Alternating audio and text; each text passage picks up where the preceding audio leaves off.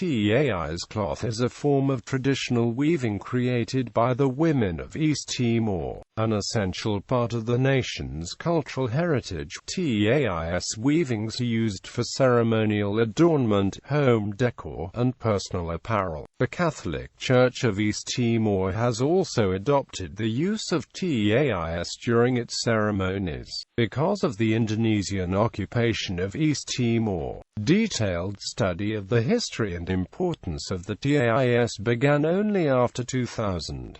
History and social role. The Tais has been used in East Timor as a unit of exchange, often for livestock or other valuables. In ceremonial use, the Tais is usually worn along with feathers, coral, gold or silver. Still, the sale of Tais has become common only in the last 30 years. Although small-scale commerce of Tais is an important source of income for women, however, export is difficult and nearly all sales take place with foreigners. In recent years, the public textile market in the capital-The has seen an influx of foreign-made weavings, which often look like Tais and are sold more cheaply. Weaving of Tais is performed solely by women, with techniques passed down from generation to generation in an oral tradition. The activity often serves as a community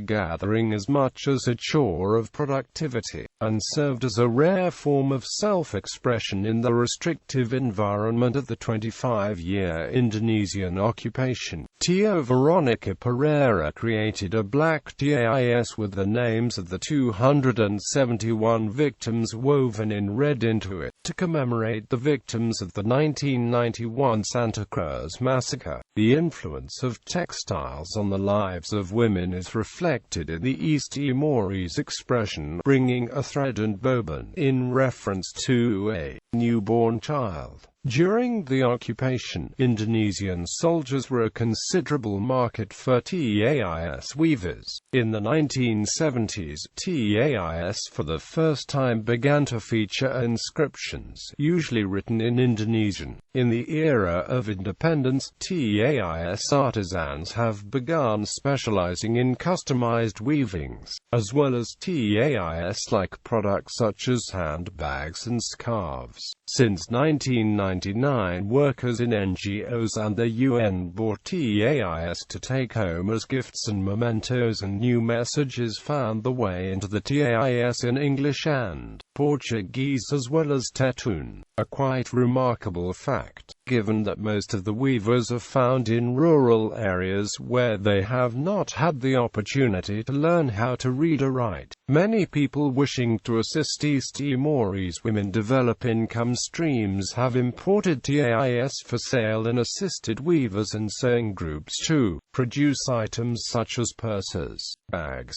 cushion covers and baskets that are saleable in Australia and elsewhere. The selling of Tais is rapidly moving offshore, as many of the people taking these initiatives belong to local government friendship groups in Australia. Traditional Timorese culture is supported by growing, cutting, tying, knotting, weaving, dyeing and sheathing a variety of fibers, grasses and leaves for ceremonial and practical purposes. The weaving of the Tais plays an integral role in Timorese life, and especially women's lives, shaping identity and attitudes towards them. Before the introduction of currency and after, the Tais has been used as a valued object of exchange in gifting and ceremonies. Textiles are the art form of the Southeast Asian region, and often the most beautiful Tais are used to wrap around the bodies of loved ones for burial. Its role in wedding arrangements and the associated family ties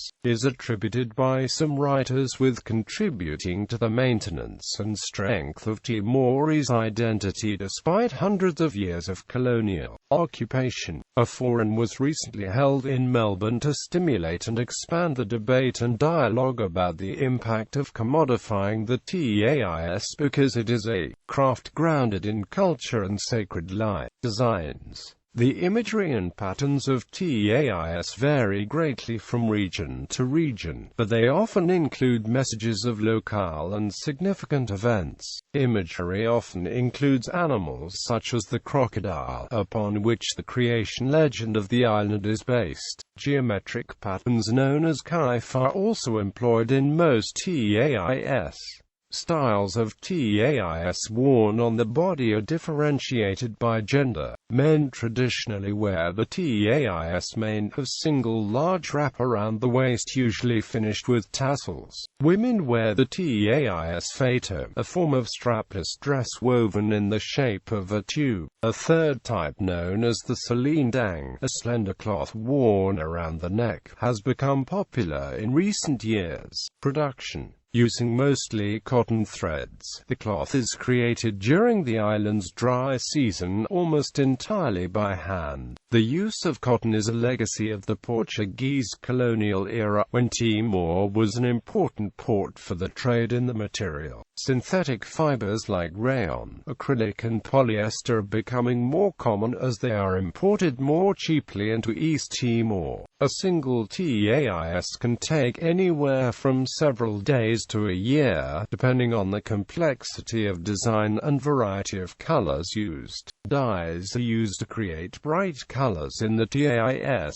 These are mixed from plants like thorn, quinoa, and tika. Other dyes are derived from mango skin, potato leaf, cactus flowers, and turmeric. Individuals skilled in mixing dyes are sometimes compared to alchemists using traditional recipes for creating desired colors. Although colors carry different associations from village to village, red is often used predominantly, as it is connected to long life and courage, in addition to being the base of the East Timorese flag. When the United Nations became the administering power in East Timor from 1999 to 2002, Tais markets increased production of blue fabrics to match that organization's trademark flag. One of the most common tools for Tais weaving is the backstrap loom, which allows tension on the cloth while the warp is manipulated. The pressure from the strap and the time required for the intricate designs on many Tais produce significant pain for many women. During the 1999 wave of violence known in East Timor as Black September, many Tais weavers saw the tools and equipment stolen or destroyed. Recent years have also seen a decline in the number of young women learning traditional methods of Tais weaving.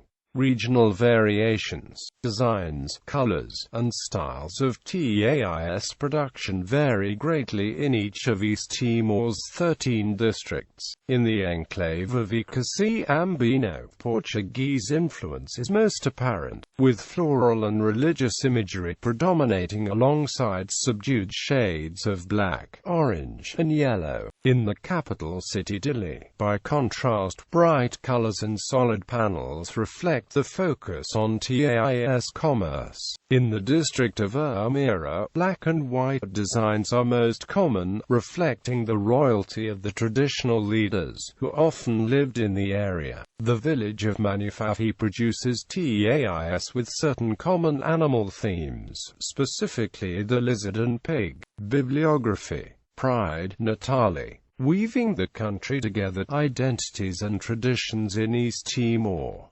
Dissertation, University of New South Wales, 2002. Online at East Timor Law Journal. Retrieved on the 7th of February 2008.